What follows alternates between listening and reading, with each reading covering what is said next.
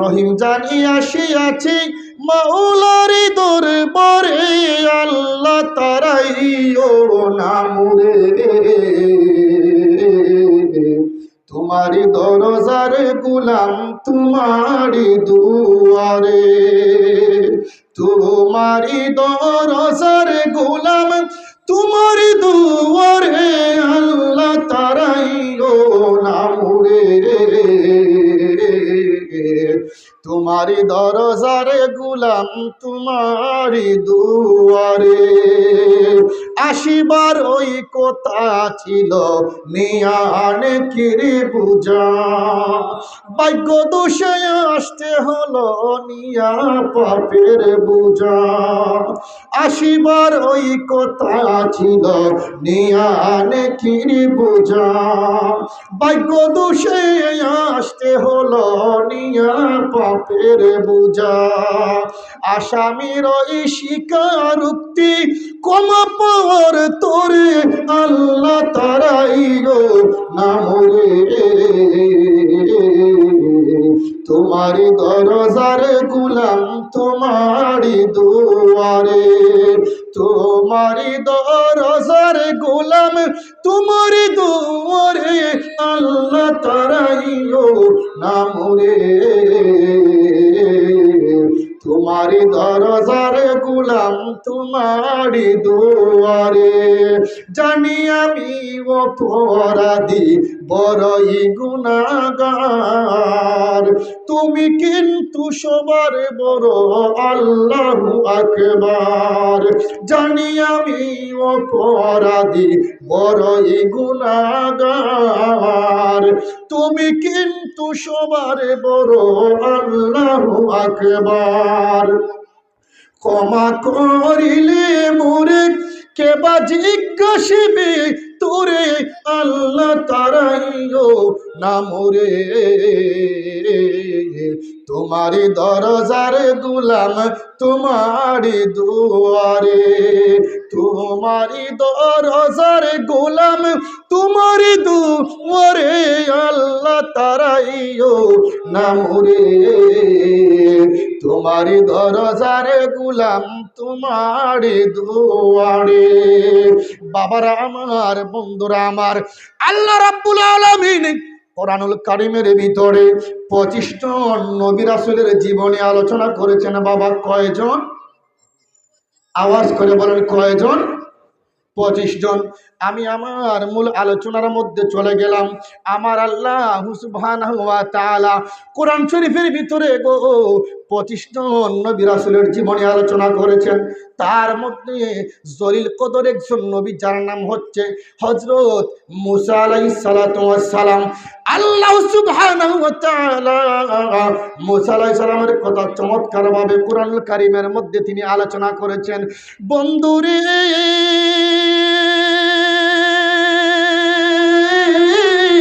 মুসা আলাইহিস সালাম তিনি যেই দিন পৃথিবীর জমিনের মধ্যে আগমন করবেন, যেই বছর পৃথিবীর জমিনের মধ্যে আগমন করবেন, ওই বছর ফেরাউনের একটা বাড়ি ছিল গো।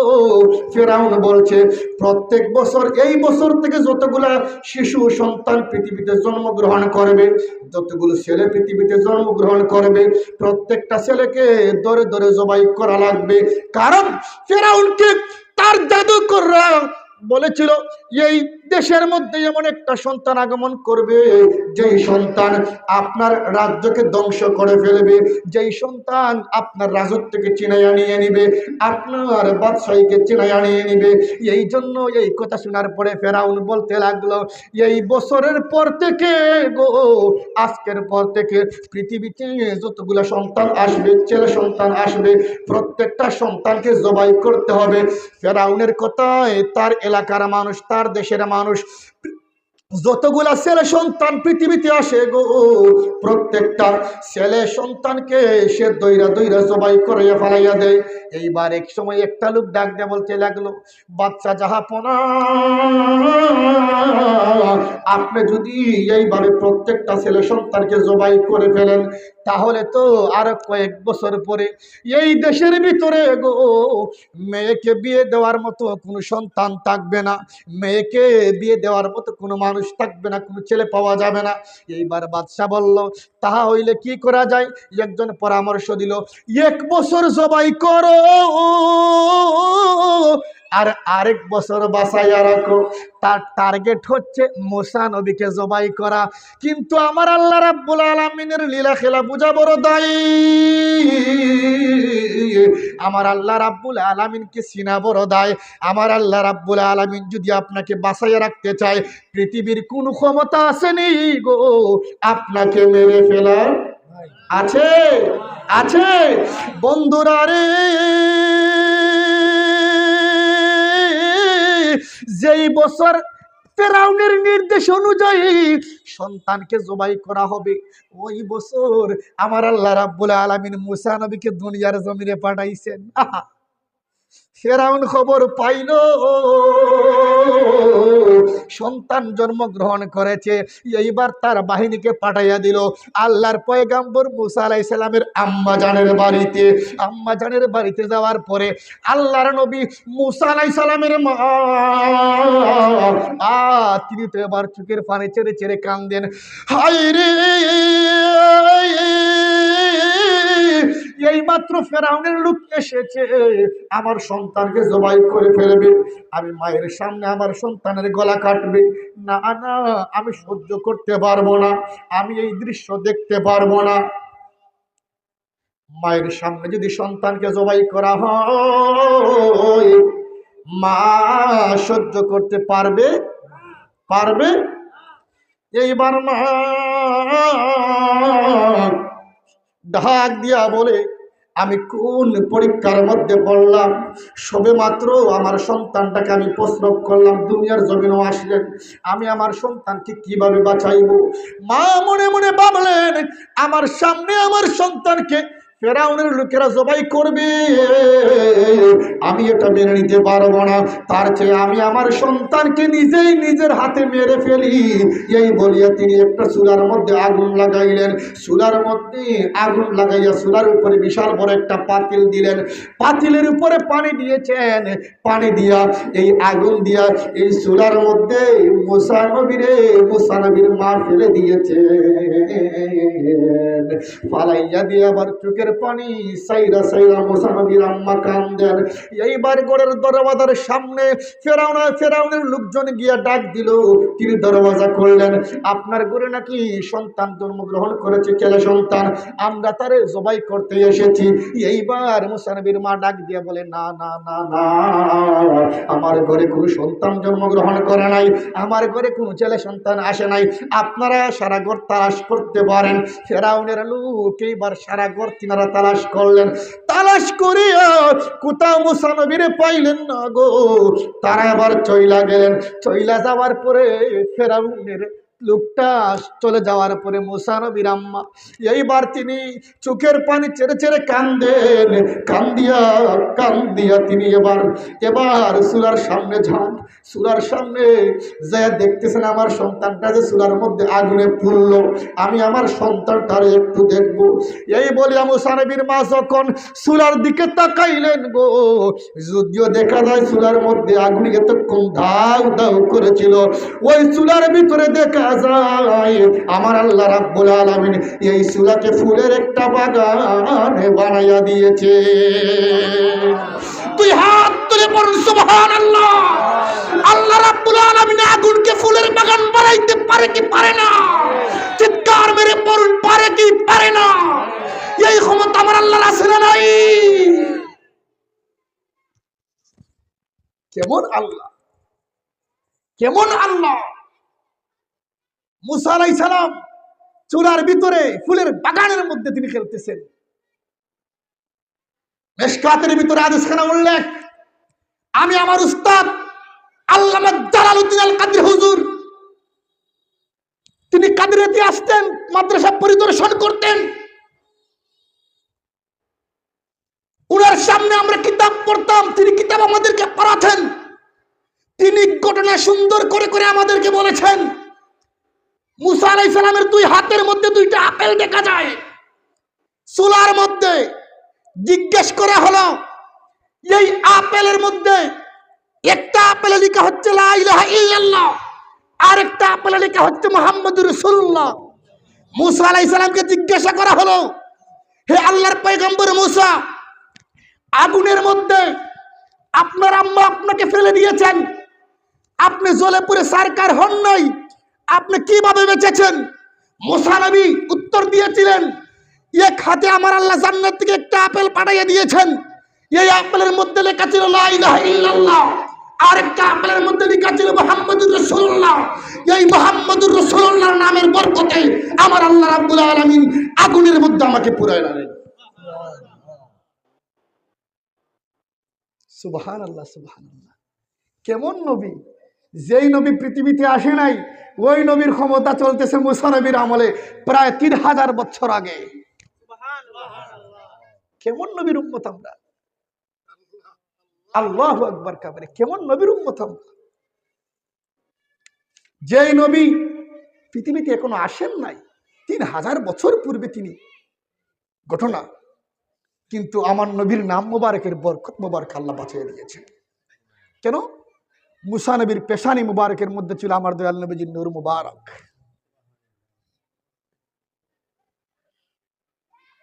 আল্লাহর পয়গম্বর মুসা আলাইহিস সালামের 4 বছরের বড় ছিল ওনার বড় ভাই হযরত হারুন পয়গম্বর আলাইহিস সালাতু ওয়াস সালাম। 2 ভাই। মুসা নবী একটু কথা তুতলাইয়া বলতেন, একটু একটু একটু। এই জন্য তিনি যেখানে যাইতেন তিনার বড় ভাইকে সাথে করে নিয়ে যেতেন। বড় ভাই ক্লিয়ার ভাবে কথা বলতে পারে। 2 ভাই। কয় ভাই? 2 ভাই। হ্যাঁ, সাথে করে নিয়ে যেতেন, যেখানেই যেতেন সাথে করে নিয়ে যেতেন।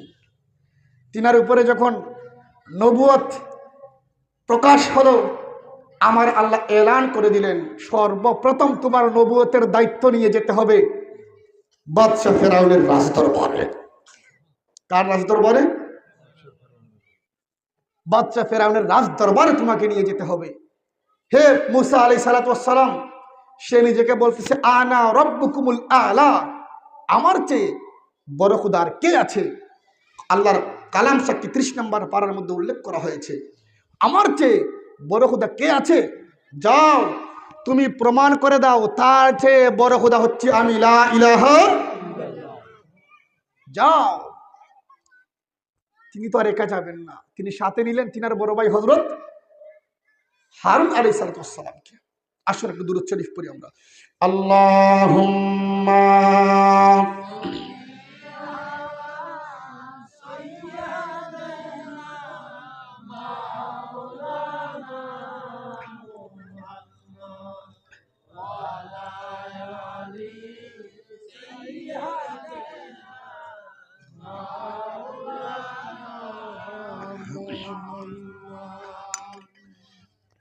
আহারে মদিনাবাসী,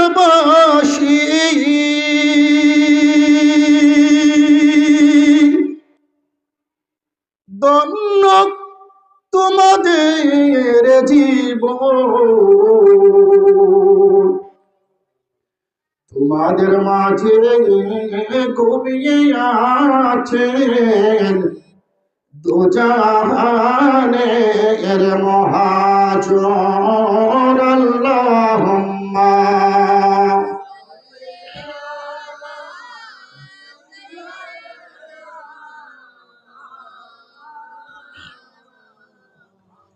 ওয়া আলা আলি সাইয়্যিদিনা।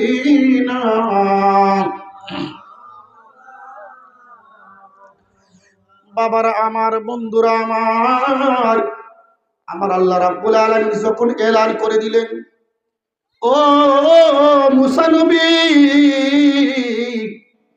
যাও যাও ফেরাউনের রাজদরবারে চলে যাও। ফেরাউন নিজেকে বলতেছে আনা রাব্বুকুমুল আ'লা, আমি হচ্ছি সবচেয়ে বড় খোদা। আল্লাহর পয়গম্বর তার জানাইয়া দেও সে বড় খোদা নয়, বড় খোদা হচ্ছে আমি, লা ইলাহা ইল্লাল্লাহ। যাও যাও তুমি তার দরবারে চলে যাও। আল্লাহর পয়গম্বর হযরত মুসা আলাইহিস সালাতু ওয়াস সালাম তিনি যখন ফিরআউনের রাজ দরবারে চলে গেলেন, রাজ দরবারে যাওয়ার পরে যখন তিনি তারে কালিমার দাওয়াত দিলেন, কালিমার দাওয়াত দেওয়ার পরে এইবার ফেরাউন বলতেছে, আরে বেকুব, তুমি তোমার কোন খুদার দাওয়াত নিয়ে আমার কাছে এসেছো? আমি ফেরাউন হচ্ছি আনা রাব্বুকুমুল আ'লা, সবচেয়ে বড় খুদা, আমার চেয়ে বড় খুদা তো আর কেউ হতে পারে না। এইবার ফেরাউন বলল, তুমি যে আমার কাছে এসেছো যেই খুদার দাওয়াত নিয়ে, আমি তোমাকে এমন কাজ করব, দেখি তোমার সেই খুদা তোমাকে বাঁচাইতে পারে কিনা। যেই খুদা তোমারে আমার কাছে পাঠাইছেন সেই খুদা তোমারে বাঁচাইতে পারে কিনা। এই বলিয়া ফেরাউন তার 40,000 জাদুকরকে মুসা নবীর সামনে ছেড়ে দিল। আল্লাহর কোরআন সাক্ষী, 40,000 জাদুকর আসিয়া এইবার তাদের হাতের লাঠিগুলা জমিনের মধ্যে ছেড়ে দিল, জমিনের মধ্যে ছাইরা দিল, রশিগুলা জমিনের মধ্যে ছেড়ে দিল। ছেড়ে দেওয়ার পরে দেখা যায় 40,000 জাদুকরের 40,000 লাঠি, 40,000 রশি, 80,000 সাপে রূপান্তরিত হয়ে গেল। মুসা নবীর খাওয়ার জন্য সামনের দিকে যায়। বন্ধুরি, মুসা নবীর খাওয়ার জন্য সামনের দিকে যায়। মুসা নবীর মন একটু ভয় পেয়ে গেলেন, একটু তিনি ভয় পেয়ে গেলেন। আমার আল্লাহ কোরআন শরীফের মধ্যে চমৎকার ভাবে এই কথাগুলো বলতেছেন, ফাইদা হিবালুহুম ওয়া ইসিয়ুহুম ইউখায়্যালু ইলাইহি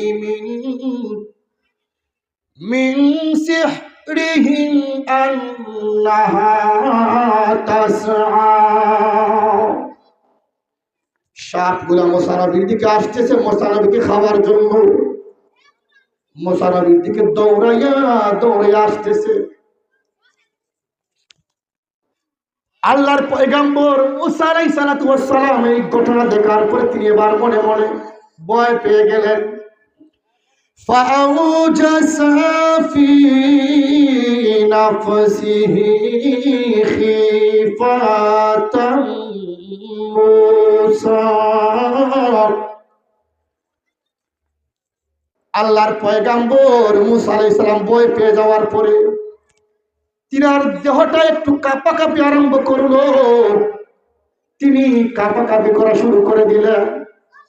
এইবার আমার আল্লাহ রাব্বুল আলামিন সাথে সাথে আয়াতে কারিমা নাযিল করে দিয়া এলান করে দিয়া বলতে লাগলেন, কুলনা লা তাখাফ ইন্নাকা আনতাল আ'লা।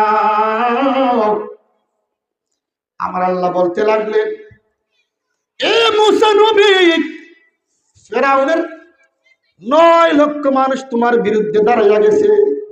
কয় লক্ষ মানুষ? 9 লক্ষ মানুষ তোমার বিরুদ্ধে দাঁড়াইয়া গেছে। 40,000 জাদুঘর তোমারে মারার জন্য দাঁড়াইয়া গেছে। মুসা নবী, ও মুসা নবী, তুমি ভয় পেও না, ভয় পেও না। সারা পৃথিবীর মানুষ তোমার পক্ষে নাই, সারা দুনিয়ার মানুষ তোমার পক্ষে নাই, তো কি হয়েছে? আমি আল্লাহ রাব্বুল আলামিন তুমি মুসা নবীর পক্ষে আছি। কুলনা লা তাখাফ, আল্লাহর পয়গম্বর আপনি ভয় পেয়েন না, ভয় পেয়েন না। ইন্নাকা আনতাল আ'লা, ইয়া মুসা নবী, এই খেলার মধ্যেই আপনি বিজয়ী হয়ে যাবেন। আমি আল্লাহ রাব্বুল আলামিন আপনাকে বিজয়ী বানাবো, ওয়াদা দিলাম। আপনি চিন্তা কইরেন না, চিন্তা কইরেন না। আমার আল্লাহ এরপরে এলান দিয়া দিলেন,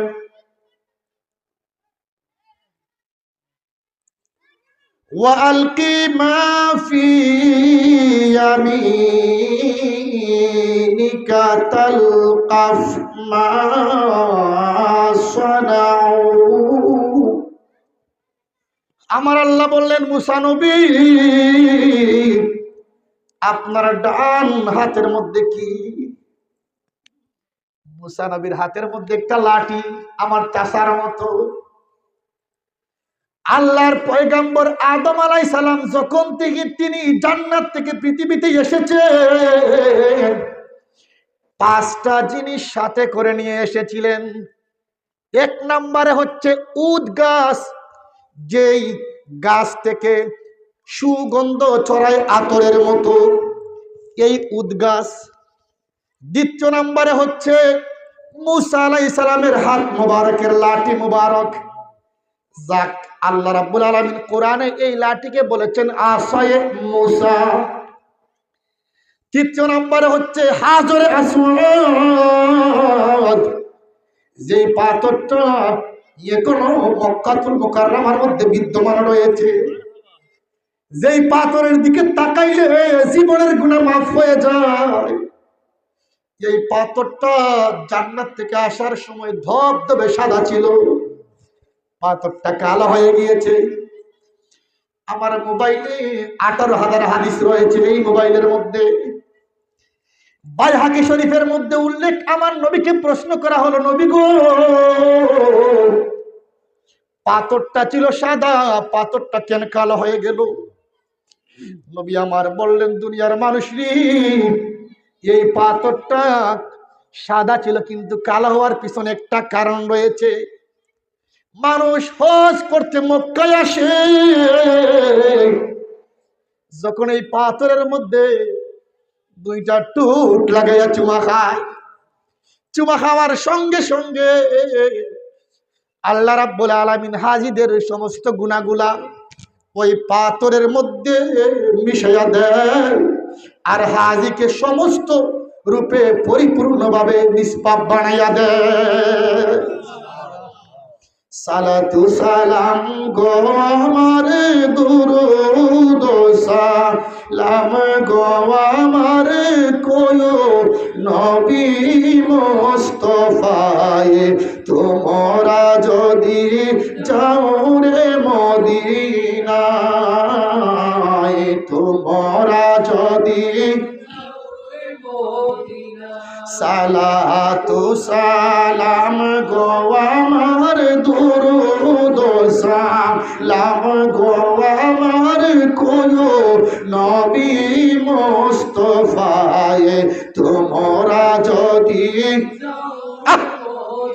লাই, তোমরা যদি যাও রে মদিনা, উইরা যাও রে মহিনা পাকি,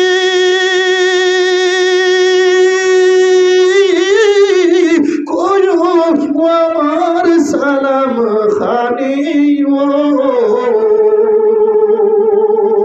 আমার সালাম পৌঁছে দিও, আমার সালাম পৌঁছে দিও জিন্দা নবীর রোজায়, তোমরা যদি আয়, তোমরা যদি মক্কা শরীফের মাঝে কালো একটি পাথর আছে,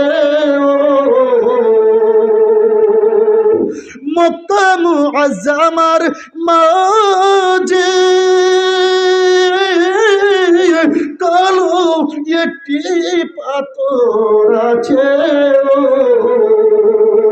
সেই পাথরে চুমা দিলে, সেই পাথরে চুমা দিলে গুনাহ মাফ হইয়া যায়, তোমরা যদি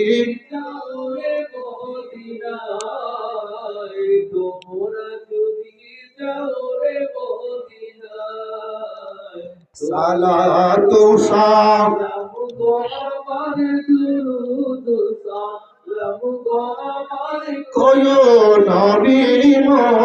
মুস্তফায় তোমরা যদি দিনায় তোমরা যদি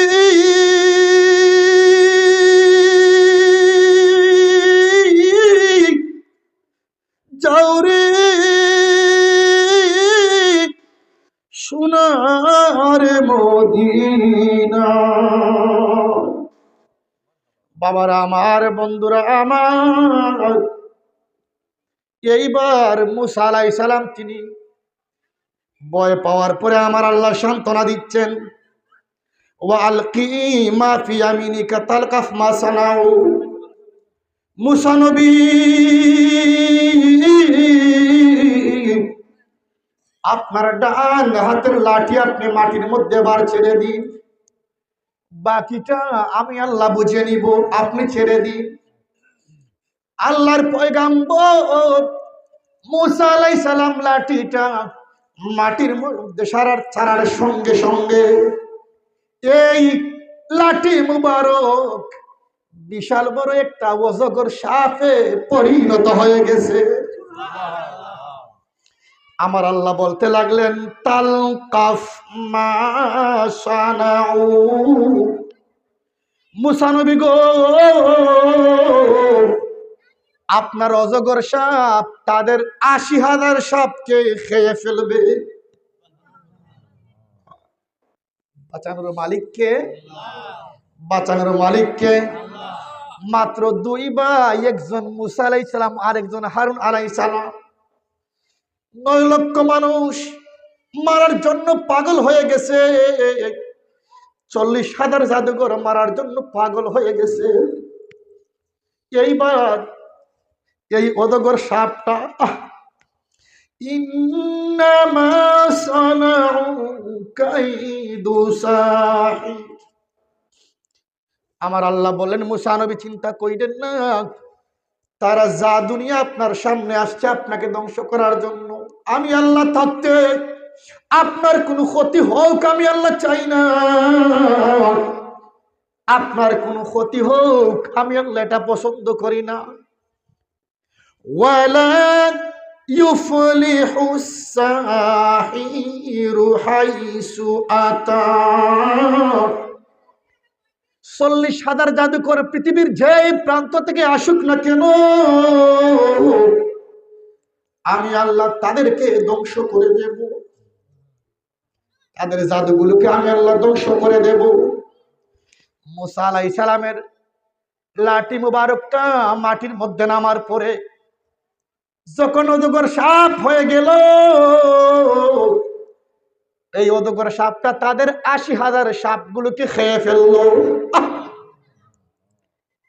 মাওলা তুই রে তুই, আউয়াল আখিরে মাওলা তুই রে তুই, মাওলা তুই রে তুই, আউয়াল আখিরে মাওলা তুই রে, এ মাওলা তুই রে তুই, আউয়াল আখিরে মাওলা তুই রে।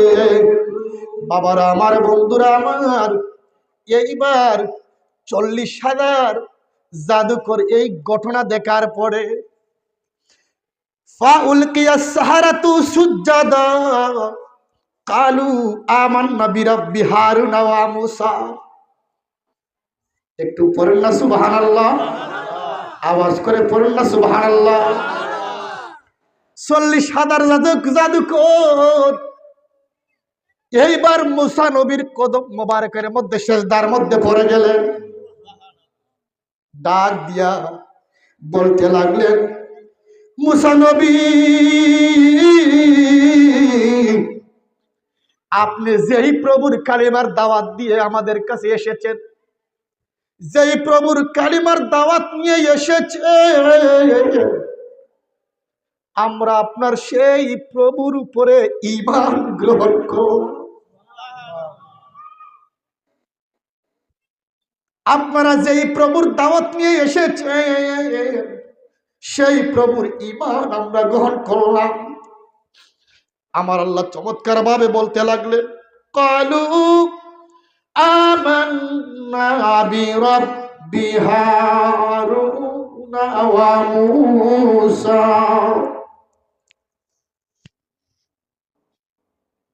এরে মূসা নবী, আপনি মূসা আলাইহিস সালামের রব, আপনার ভাই হারুন আলাইহিস সালামের রব। আপনারা যেই দুই রবের গোলামি করেন, আমরা সেই আপনারা দুই ভাইয়ের রবের প্রতি ঈমান গ্রহণ করে ফেলেছি। বাবাজিরা আমার, বন্ধুরা আমার, কালু আমান্না বিরাব্বি হারুন ওয়া মূসা। 40,000 জাদুকর বলল, মূসা আলাইহিস সালামের রব হারুন আলাইহিস সালামের রবের প্রতি আমরা ঈমান আনলাম। আমি আমার দুর্গারামপুরের বাবাজিদের কাছ থেকে জানতে চাই, যেখানে 6 লক্ষ মানুষ, 40 লক্ষ জাদুকর, দুই ভাই ইসলামের দাওয়াত নিয়ে গিয়েছেন, মাত্র একজন মূসা আলাইহিস সালাম আর একজন হারুন আলাইহিস সালাম, দুই ভাইয়ের পক্ষে কেউ নাই, কেউ নাই।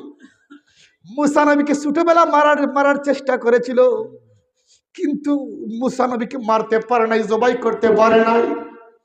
এই মূসা আলাইহিস সালাম তিনি ফেরাউনের রাজ দরবারে যাওয়ার পরে দেখেন কেউ নাই, কেউ নাই, কিন্তু আমার আল্লাহ মূসা আলাইহিস সালামকে রক্ষা করেছেন। যে আল্লাহ মূসা আলাইহিস সালামকে বাঁচাইছে, সেই আল্লাহ এখনো আছে না নাই? দুই হাত তুলে বলুন, আছে না নাই?